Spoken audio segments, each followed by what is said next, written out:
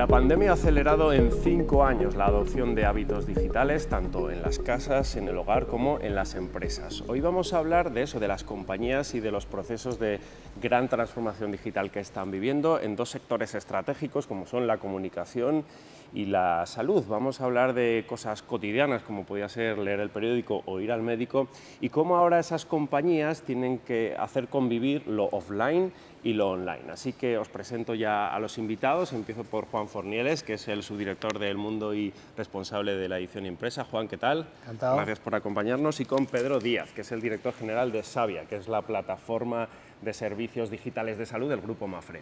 Sí. Pues nada, gracias a los dos por estar aquí. Juan, empiezo por ti.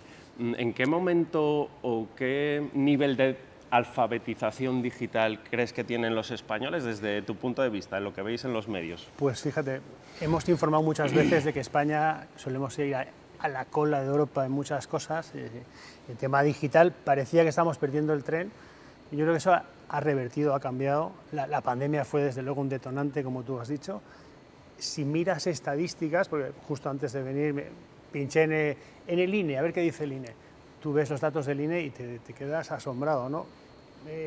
Los señores y señoras mayores entre 60 y 70 años utilizan la web al menos 5 veces por semana, o sea, que eso era impensable hasta hace nada. Para informarse, para navegar, para cualquier para cosa, todo. digo, para gestiones, tal. Pero es que tú bajas al metro de Madrid, pasamos del INE, vamos al metro de Madrid. ¿Quién no está?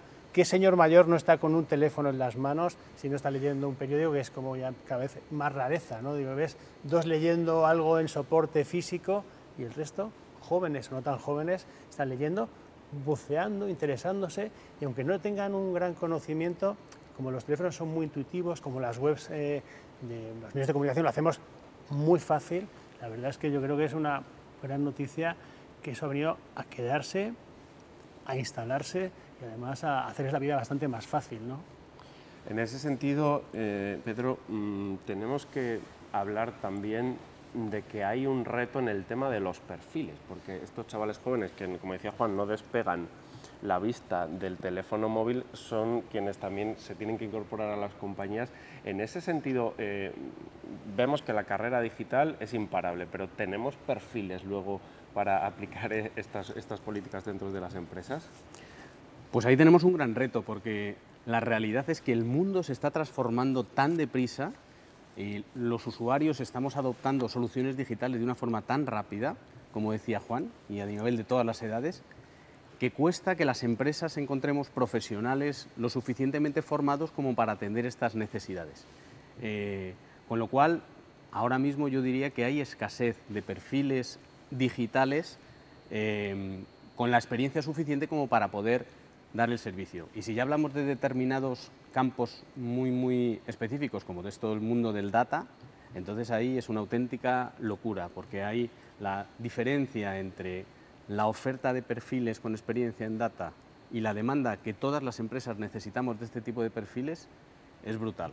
Con lo cual yo animo a todos los adolescentes que estén viendo a ver qué es lo que yo puedo estudiar. El mundo digital está absolutamente disparado. Todas las empresas en cualquier sector necesitamos estos perfiles y desde luego estudiar los famosos STEM, tecnología, matemáticas, ingeniería, te garantiza un puesto de trabajo sin ninguna duda. ¿Tenéis dificultades a la hora de encontrar esos perfiles? Por ejemplo, en vuestra empresa, cuando hacéis un proceso de contratación, ¿qué buscáis? ¿Ingenieros, programadores, este tipo de perfiles? Este tipo de perfiles, ingenieros, programadores, desarrolladores, gente de experiencia de cliente, gente de data, son perfiles muy demandados en el mercado y en general las empresas grandes no es sencillo cubrir estas posiciones.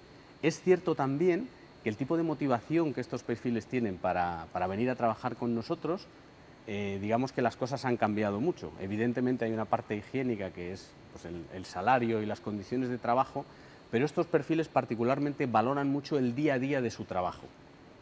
Que yo disfrute haciendo ese trabajo, que me sienta útil, que sienta que esto que nosotros estamos haciendo es útil para la sociedad incluso, y esto es algo que motiva. Nosotros en Savia, en el proyecto de salud digital, el hecho de estar trabajando de alguna forma para mejorar la salud de las personas, pues es un factor de motivación relevante. Y estamos hablando de contratación, pero deberíamos hablar también de retención. Y la retención del talento, es decir, que estas personas continúen con nosotros pasado un tiempo, pasados unos años, es otro gran reto que tenemos las grandes organizaciones.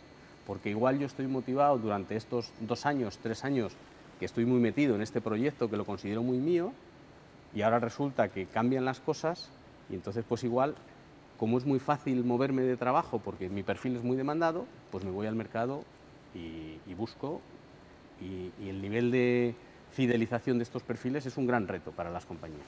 O sea que parece que vamos a ver convivencia de perfiles distintos, al menos durante un tiempo, hasta que se produzca esa renovación y ese cambio de mentalidad. Juan, en tu mundo, en el mundo de la comunicación y de la información, decías, los chavales pues no levantan la cabeza de esos dispositivos móviles, la gente mayor también entrando, ya casi nuestra forma de comunicarnos, pero la imagen de un señor más o menos mayor viendo el periódico, o yo mismo, o nosotros mismos, ¿esto es ya historia o vamos a una convivencia, digamos, offline, online? Como responsable del papel me niego a que sea historia, eso ya lo pongo por delante. O sea que yo todavía soy un romántico de que la experiencia de leerte un periódico, oler un poco a tinta, mancharte un poco las manos, eso todavía es divertido, es una lectura muy distinta a Internet, ¿no? Ahora, que tiene fecha de caducidad, seguro. Que es un producto que va a ir cambiando, quizás se vuelva un poquito más delicatessen, quizás hagamos algo más trabajado para una minoría, para un nicho muy específico, pero ahora que te veo me viene siempre a la memoria el mismo ejemplo. Digo, ¿quién iba a decir que las barbas iban a estar de moda otra vez, ¿no? Y de pronto hay barberías. Es verdad. Pues con el periódico va a pasar algo parecido. O sea que habrá gente que un día descubra que sentarse y desayunar un sábado o un domingo leyéndose la edición del Mundo dominical mola y tiene su gracia y te da... Sí, ahora que buscan experiencias, ¿no? Los usuarios buscan experiencias distintas. Algo más reflexivo que ir a ese picar rápido, saltar de una información a otra. Lo otro es una cosa más pausada, distinta. Entonces, bueno, yo creo que todavía hay unos años hacia esa convivencia y hacia ese producto más trabajado y más... Lo que no vale es lo mismo en soporte papel y en digital. Eso va a cambiar, ya lo veremos. Pedro, lo que yo decía al comienzo, y es que la pandemia ha sido, digamos, ese gran impulsor casi involuntario en los servicios digitales de salud, pero en el modo en el que concebimos la forma de recibir servicios de salud o de ser pacientes. ¿En qué momento estamos ahora mismo? Porque ha sido como un gran boom, pero ahora los que estáis en el sector, ¿cómo están respondiendo a eso los profesionales, los pacientes y todo el ecosistema? Bueno, pues es cierto que la pandemia, que es una tragedia absoluta, lo mires como lo mires, pues sí que ha sido un gran dinamizador de todo lo que es digitalización.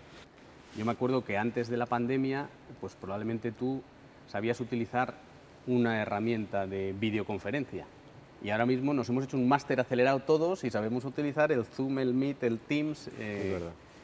Y pues esto, que nos ha pasado en nuestro día a día, tanto en nuestro trabajo como en nuestra vida personal, también pasa en el mundo de la salud. La pandemia al final era, hablando por ejemplo del tema de telemedicina, pues es como la tormenta perfecta. Tienes a los pacientes en su casa y no pueden salir. Y los médicos, pues los pobres diciéndoles no vengas al hospital porque es que igual te mueres, ¿no? Con lo cual la telemedicina se plantea como una única alternativa. Nosotros esto lo vivimos muy intensamente en Mapfre, con Savia, porque cuando llegó la pandemia nosotros ya llevamos un año operando Savia con soluciones de medicina remota, de telemedicina por vídeo y por chat muy potentes. Y en esos momentos donde nos tuvimos que quedar recluidos en casa, en Mapfre decidimos que las soluciones de telemedicina tenían que ayudar a toda la sociedad en su conjunto. Y decidimos que todos los servicios de medicina remota de Savia fueran gratis para todos los españoles. Con lo cual nosotros tuvimos un boom muy grande de consultas remotas durante la pandemia, y lo curioso es que la mayor parte de los pacientes que utilizaron nuestros servicios era su primera experiencia de telemedicina, porque hasta entonces era una cosa más residual. Y sin embargo su satisfacción fue muy alta, porque le estaba dando hablar con un médico por vídeo, por chat, por teléfono, ayudaba a gestionar, pues, entre otras cosas, esa ansiedad que podían sentir, ¿no? Y también la parte médica. Luego hay soluciones que se han desarrollado muchísimo durante la pandemia, todo el tema de receta electrónica, por ejemplo, con lo cual ahora estamos en un mundo completamente distinto, porque los pacientes que han utilizado estos servicios durante la pandemia y han tenido una buena satisfacción, los quieren seguir utilizando, porque al final aquí a mí no me gusta hablar del mundo digital y el mundo presencial, y la salud digital no viene para cargarse las visitas presenciales a los médicos, viene para ayudar. Y la atención asistencial de un médico es una, y unas veces dará el servicio a través de una consulta presencial, física, haciendo las exploraciones necesarias, pero si puede ser una consulta más rápida para interpretar unos resultados de unas analíticas, para generar una receta electrónica, si realmente considera que ese paciente lo tiene que hacer. Si eso se puede hacer digitalmente, pues estamos siendo más eficientes. Y todo esto redunda en una mejora de la calidad del servicio de salud que perciben las personas. La pandemia, Juan, fue también un catalizador para los servicios de salud y la forma de entender la medicina también lo fue para el mundo de la información, porque todos requeríamos muchísima información, se multiplicó también la desinformación, las fake news. Ahora, ¿en qué momento estamos en el mundo de la información un poco y hacia dónde vamos? Porque escuchamos verificadores, escuchamos portales que nos dicen todo el día qué es verdad o qué no es verdad, pero ¿cuál es el futuro de los medios? Pues, o sea, futuro, y hay mucho futuro, eso lo tengo muy claro. Es cierto que convivimos los medios tradicionales, los que les ponemos recursos, y que tampoco somos garantes de la verdad absoluta, nos equivocamos, cometemos torpezas, somos humanos, pero nos comparamos con mucha gente que emite juicios que, como le decía Pedro antes, hablan de la guerra de Ucrania y no ponen a nadie en Ucrania. Claro, el mundo envía constantemente a una persona a Ucrania. Lo vamos relevando, van yendo, con el coste personal, con un coste económico brutal, con peligro. Obviamente, los que apostamos por esa información en primera línea, tenemos no digo la verdad, pero hombre, somos testigos de cosas, y otra gente emite juicios a un coste prácticamente cero, se las dan de tal. Entonces, desde un ordenador, claro, en casa. Claro, es muy cómodo, es muy fácil, se van de analistas, digo, no sé. El lector tiene que empezar a saber distinguir entre quién apuesta, arriesga, pone su patrimonio al servicio de la información y quién cómodamente busca clics con unos titulares muy llamativos, pero que no conducen a nada, que están vacíos. Y después, la gente que se informa a través de las redes sociales tiene que saber la fuente. Eso es muy, muy importante. Yo siempre, cuando la gente me discute conmigo, esto lo he leído en internet. Bueno, pero vale, ¿cuál era la fuente? ¿De dónde viene? ¿Qué me estás...? La gente es que Una cosa es el medio, la ventana, otra cosa es el origen de la ahí información, está, ¿no? digo, porque en el origen sabes si hay intereses, si no los hay, si hay un poco de ciencia y si hay pilares sólidos, ¿no? Ese es el futuro de los medios tradicionales, seguir anclados a seguir apostando por ir a donde pasa el conflicto, ir a cubrir guerras, ir a cubrir y tal, plantarle cara al poder, no estar tan sometidos a lo que te paguen o no te paguen, digo, tener un poquito de potencia económica.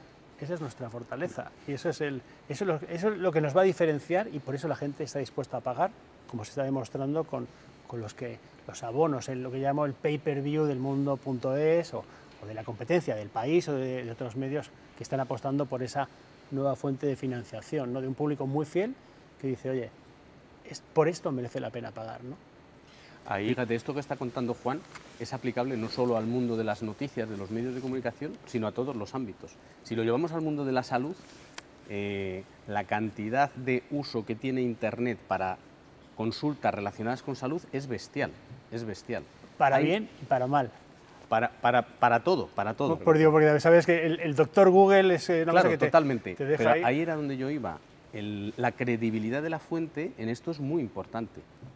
Tú puedes meter ahí tus síntomas y lo que te digan, vete tú a saber quién, y sería lo equivalente a un fake news, o tú te puedes ir a una fuente reputada, como puede ser un medio de comunicación o como puede ser pues, un hospital, un médico reputado o una empresa con reputación en salud, como puede ser Mapfre en la parte de salud, y no es lo mismo que te lo digan uno que te lo digan otros.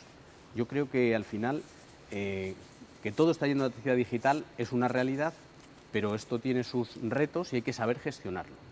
Ahí también es una cuestión de tiempos, Pedro, porque, por ejemplo, yo utilizo una aplicación de salud. recibo mis informes o recibo mis análisis prácticamente a la vez que el médico o antes. Para cuando vaya a ver al médico va a pasar unos días y he entrado en el señor Google para que me dé, aunque sea alguna noción, porque no puedo esperar 7 días. Entonces, quiero decir, ahí también se va a tener que acompasar toda la estructura. Totalmente, ¿no? John. Pero fíjate, ¿y por qué tienes que irte al señor Google a preguntar qué significa que tengas alta la bilirrubina?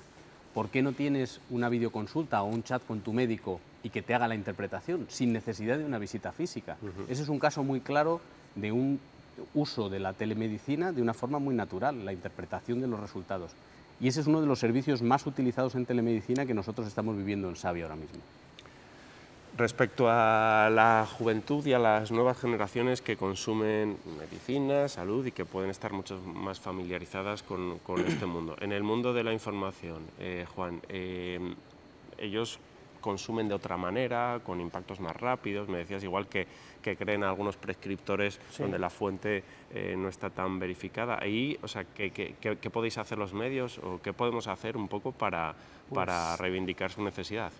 Tenemos varios retos, pero conquistar a los jóvenes desde un medio tradicional, como es un periódico, una televisión incluso, empieza a ser difícil.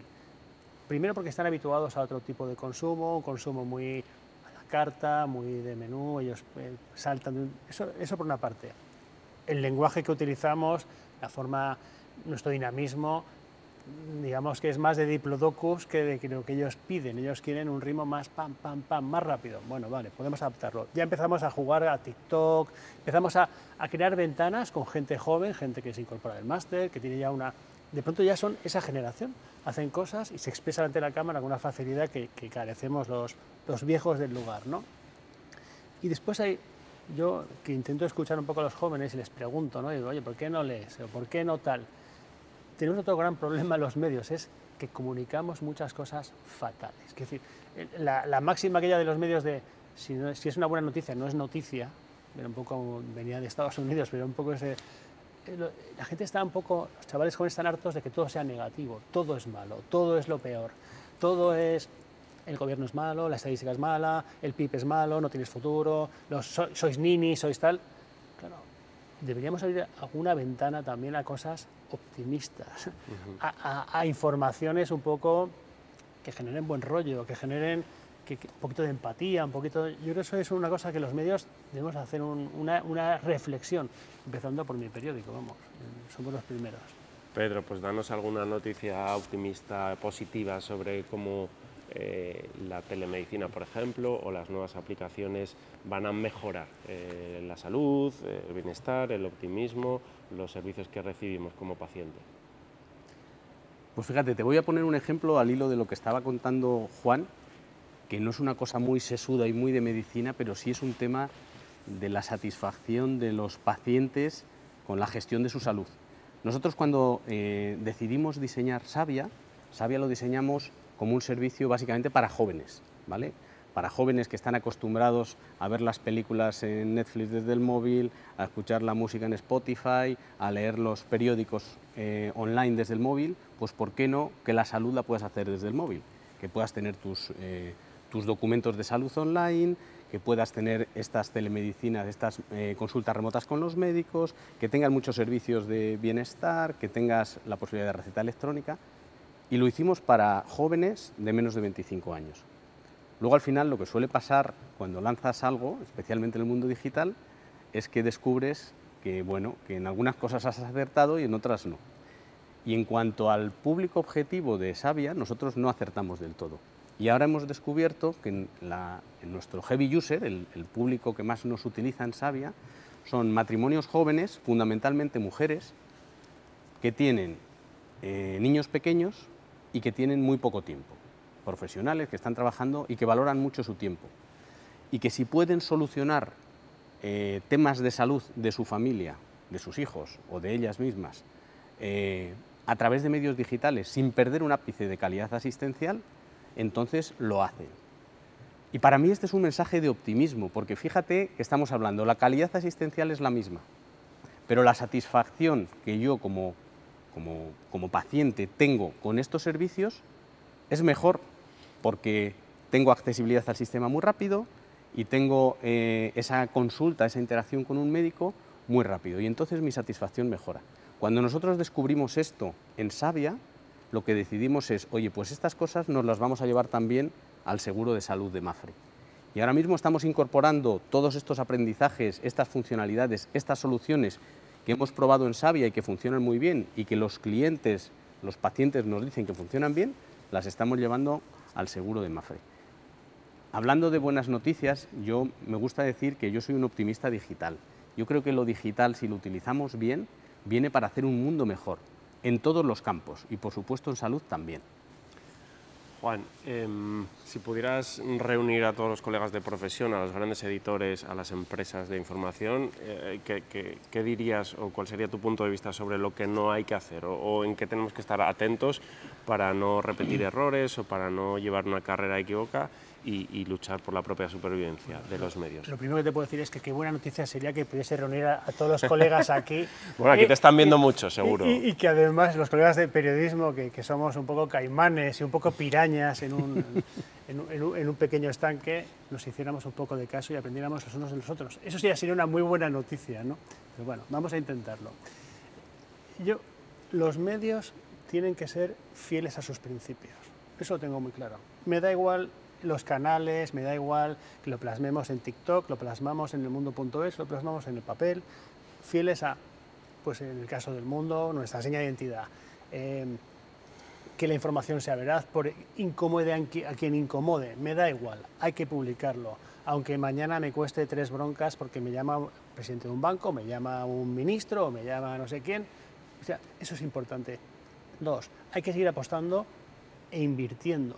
Los medios no podemos estar constantemente encogiéndonos, ¿no? Hemos pasado de unos años fastuosos, donde había dinero para muchas cosas y se malgastaba. Ahora es todo el cinturón, no me quedan agujeros, ya estoy apretando. Los editores tienen que intentar, entiendo que el negocio tiene que ser rentable, si no hay números negros, pues adiós negocio. No estamos aquí para perder dinero, eso es cierto, y eso es una buena noticia también, que no seamos, ¿por qué este medio sigue vivo si pierde dinero? Pues eso es, hay que empezar a pensar que eso no tiene sentido. Hay que apostar, hay que ir a los sitios, hay que cubrir informaciones, hay que invertir en gente de calidad, en periodistas que se ganen la vida, que puedan dedicarse full time. Es un trabajo muy bonito, pero muy esclavo, como bien sabes, que requiere una dedicación bestial, pero que también genera mucha satisfacción. Entonces, señores editores, o sea, esto tiene mucho potencial, hay mucho donde crecer.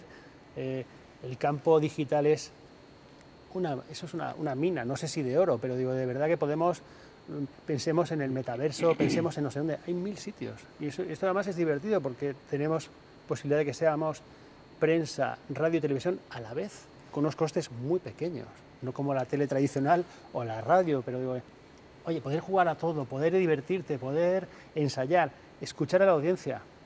O sea, eso a mí me parece que tenemos una gran oportunidad, pero lo que no podemos es estar en retirada, hay que ir a la ofensiva. Viendo la ofensiva de lo que va a ocurrir, Pedro, haciendo un ejercicio de futuribles, en 5 años, ¿cómo vamos a recibir nosotros los alumnos? ¿Vamos a poner malos? ¿Vamos a tener un test inmediato de sangre? ¿Vamos a conocer nuestro perfil genético? ¿El médico va a aparecer en una pantalla? O sea, ¿cuál es un poco el mundo que nos espera a la hora de recibir? O todo lo contrario, o sea, vamos a necesitar el contacto humano personal cuando haya una dolencia realmente grave. Bueno, pues empezando por el final, el contacto humano no lo podemos perder nunca, nunca, porque la medicina, la salud, es cosa de pacientes y es cosa de médicos. Y el papel de autoridad que tienen los médicos hoy no va a cambiar y se va a seguir manteniendo en el futuro. Eso es inevitable. Aquí las máquinas, no pensemos un futuro distópico donde la inteligencia artificial va a sustituir a los médicos. Eso no es así.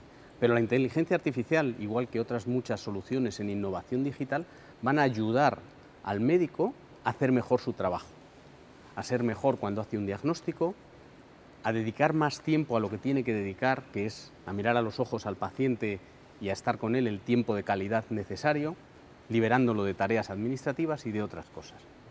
Y desde el punto de vista del paciente, como decía antes, yo no veo un mundo donde habrá por una parte salud digital y por otro lado salud presencial. tú utilizarás las herramientas que tienes a tu disposición en función de lo que necesites en cada momento. Y por supuesto, el famoso Internet de las cosas, que en el mundo de la salud son los wearables, las pulseras, los relojes conectados, pues eso está sufriendo un desarrollo bestial. Ya salen en los periódicos muchas veces noticias de dolencias muy graves, tipo infartos, que son identificadas anticipadamente gracias a estos dispositivos. O gente que se salva gracias a eso, gracias a un gente que se salva gracias a eso. Sí, sí. Eso estamos empezando a verlo. Esto se va a convertir en algo completamente normal dentro de pocos años. Y ahora hablamos de wearables porque lo llevas por fuera y veremos los insidables que lo llevas incluso dentro de tu cuerpo, ¿no? O medicina personalizada que va a tratar exactamente lo que tú necesitas, está hecha para ti como paciente.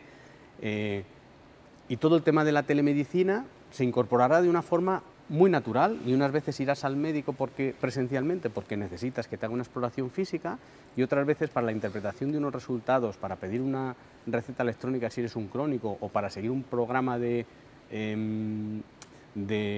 recuperación con fisio, por ejemplo, pues lo podrás hacer por internet. Y yo creo que también en el mundo en el que vivimos, donde cada vez se valora más vivir vidas sanas, largas y al final felices, más felices, ¿no?